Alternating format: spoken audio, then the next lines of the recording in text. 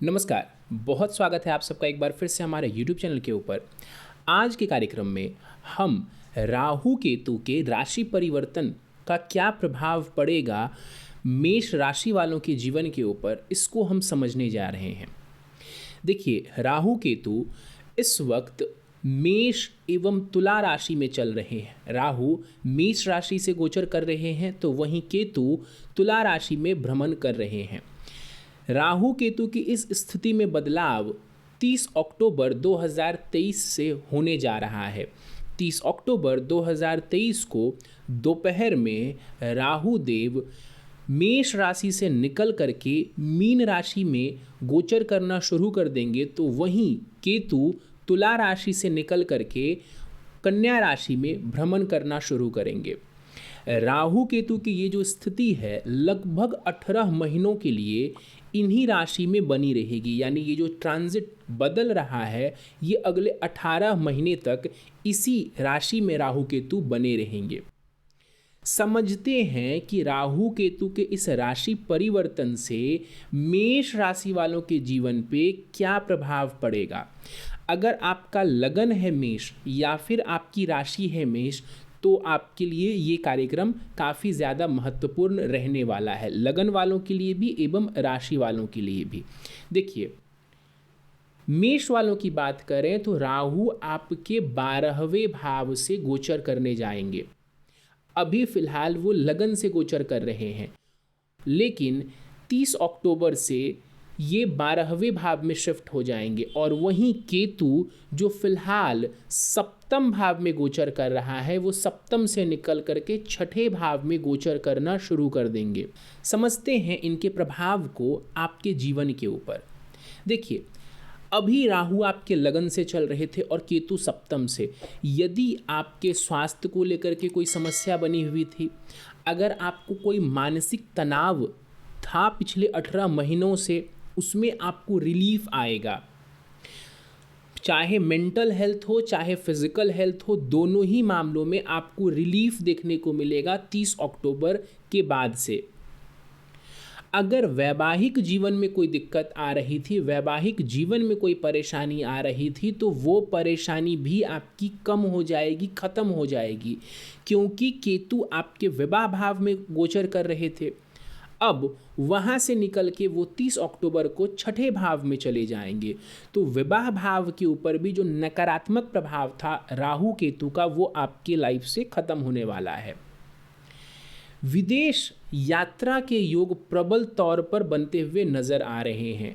अगर आपका लगन या आपकी राशि मेष है और आप कुछ समय से विदेश जाने की इच्छा रख रहे हैं, तो 30 अक्टूबर के बाद से ही आपके लिए ये जो अपॉर्चुनिटी है ये नज़र आ रही है कि आप विदेश जा सकते हैं।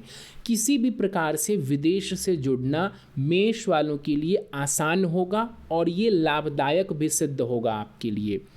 विदेश में सफलता प्राप्ति के योग बना देंगे राहु देव।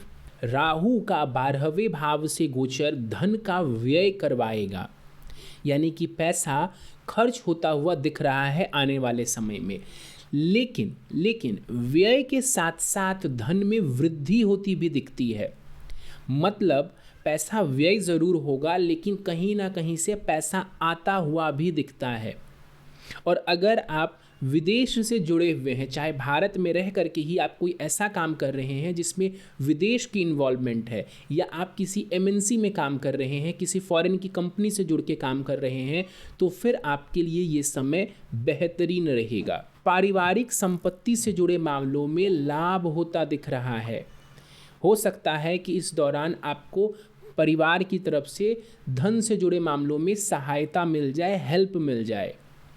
करियर में सफलता प्राप्ति के योग बन रहे हैं। 12वां राहु 10म भाव से तीसरे में गोचर करेगा।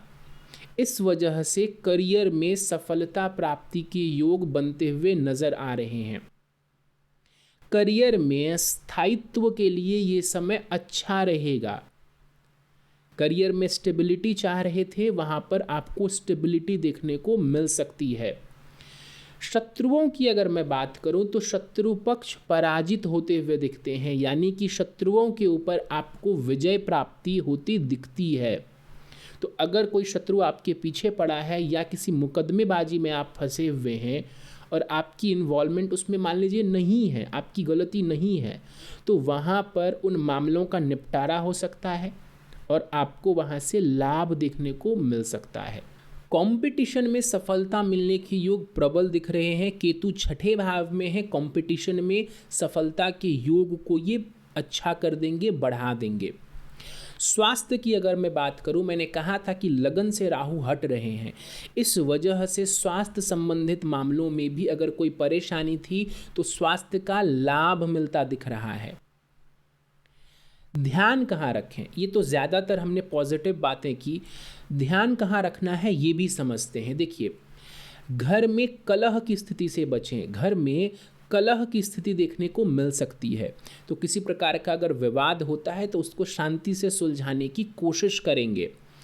नींद की समस्या हो सकती है, हो सकता है कि देर रात तक आपको जागने की, काम करने की लत लग जाए या आदत पड़ जाए, तो उससे बचेंगे।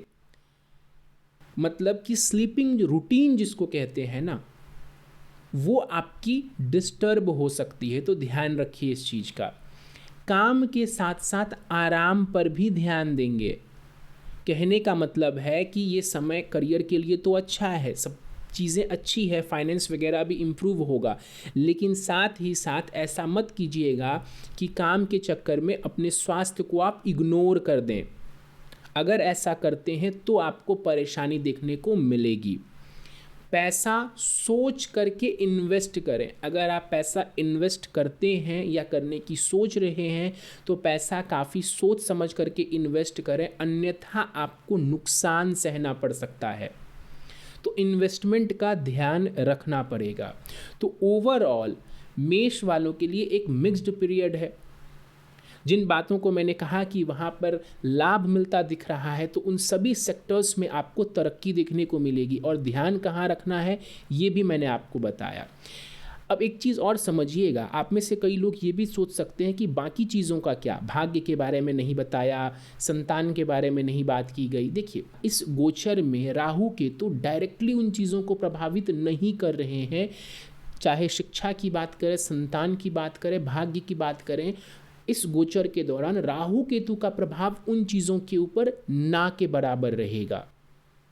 बाकी और ग्रहों के गोचर का प्रभाव ज़रूर रह सकता है उसके ऊपर, लेकिन राहु का प्रभाव, केतु का प्रभाव नहीं रहेगा। इसी वजह से इस कार्यक्रम में उन चीज़ों की चर्चा नहीं की गई है जहाँ पर राहु केतु प्रभाव नहीं देंगे। तो आपको बिल्कुल जेन्युइन इन्फॉर्मेशन दी गई है। जहाँ जहाँ राहु और केतु अपना प्रभाव देंगे, अच्छा या बुरा, उसके बारे में हमने इस वीडियो में चर्चा किया। उम्मीद है कि आपको हमारा यह कार्यक्रम पसंद आया होगा। कार्यक्रम अगर पसंद आया तो इस वीडियो को लाइक कर दें। अगर कार्यक्रम में कोई कमी लगी तो ज़रूर हमें कमेंट सेक्शन में लिख के बताएं। साथ ही साथ चैनल को अभी तक आपने सब्सक्राइब नहीं किया है तो चैनल को ज़रूर सब्सक्राइब कर दें। कुंडली विश्लेषण करवाना चाहते हैं, एनालिसिस करवाना चाहते हैं अपने हॉरोस्कोप की, तो स्क्रीन के ऊपर दिए जा रहे व्हाट्सएप नंबर के ऊपर आप मुझसे संपर्क कर सकते हैं। इस कार्यक्रम में फ़िलहाल इतना ही। आप सभी का बहुत बहुत धन्यवाद।